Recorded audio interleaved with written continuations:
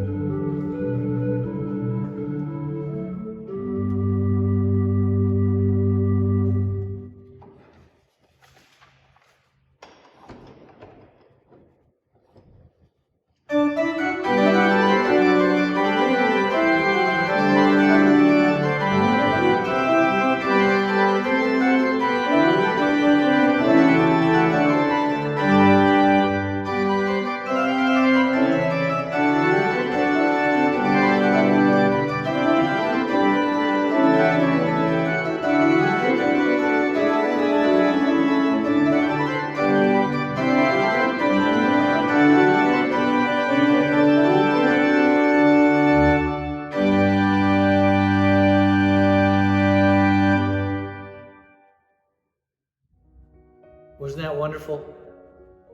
Now, with respect to the word and normalcy, I need to say that I don't know about my colleagues specifically, but I have to confess that I'm not as concerned these days about self-presentation when at my home study desk, which now is de facto a 24/7 office. Zoom virtual background scenes help. They disable you when you're viewing in that mode from zooming in on my third floor man cave. You can't see, it's real chaos and confusion. You don't know really what I'm wearing from the waist down, all the better. We're learning in this new mode to hide stuff more effectively and humorously, even as we're working even more than before to be in touch with you, if even by the inaccurate term of virtual. Now about communications and doing church differently in the digital age. We've come a long way very quickly. We are deeply, excitedly thankful for everyone, especially God's gift of Rachel McWhirter, all who have accelerated us to this mode of being church at the speed of light.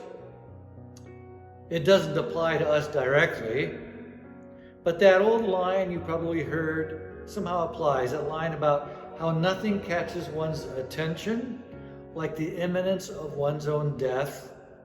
Well, that has a certain ringing relevance to it.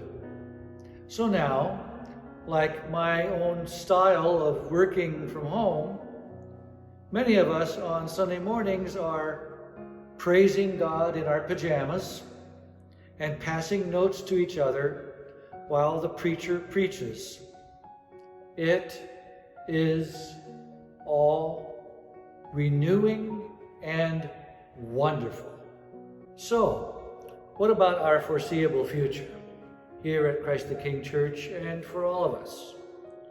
I'm beginning to think that we are past the emergency feeling in doing what we must do stage, even as we know that this time must continue on likely for several more weeks at least. But we know that we cannot return to what was. We cannot go back to the previous normal, and that goes for you all who are watching this from afar as well. You who are not regular participants in our life together here in Houston. What we have been able to do and sustain in these video and social media modes would not work were we not already a faithful community that loves being with each other and yearns now for each other. And so while yearning and praying yet for reunion, we know that we will return into a community that will have to be for a while yet different. in the way we gather, and that we will deepen our sense of community yet even further, notwithstanding. So whatever we do in a phasing in way, we've discovered that we will have to continue these socially interactive media and recording modes. And we'll have to implement virtually right away real live streaming of worship, so that the physically embodied assembly is mindful and caring of those who are further away, and vice versa. In that way, our praise and our prayer, whether in pajamas or party suits, will be so spirit-filled, authentic, radically inclusive, incessantly compassionate, and personally meaningful, that it will be communicative in a new way, as well as just plain beautiful, all to such an extent that God also will be dancing with delight. So we together must explore and enact a new normal that never rests with normalcy. That's also to recognize, isn't it, that we each individually must reflect on and welcome new normals into our private lives, as if Lent has not ended, but above all, because Easter is real and brings both unwelcome and very welcome freshness as a novum, something new, something truly and healing novel or novelle with each day's dawning. We want to encourage you to think and pray and praise about how each of you in your own way will embrace the new, will willingly and forcefully work for change. How you in your own way can exploit the new realities brought by a real Easter, and how we can all do that then together. The faith given us by God overcomes our fears to do such things, after all. And while wherever we are, we've talked about such change somewhat blithely, even have done it as a fun intellectual exercise, we know now that the real time has come for real change. And God is with us and even directing us in that. God is about ordaining these things too, guiding us by God's Spirit.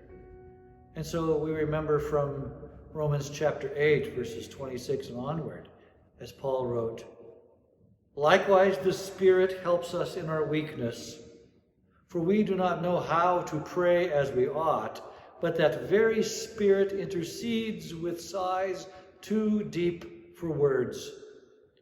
And God, who searches the heart, knows what is the mind of the Spirit, because the Spirit intercedes for the saints according to the will of God. We know that all things work together for good, for those who love God, who are called according to his purpose." God is repurposing us right now. There is time yet in front of us that we will have to endure. But we will, because God's Spirit is with us. And then we will change to a new normal that for us as children of the Reformation should be expected, because Reformation people are always about to change, semper reformanda. And when that is for a time concluded, like at the very beginning, I am confident that God will step back and call it very good. And so may the God of all peace and resurrection keep your hearts and minds in the peace of Christ.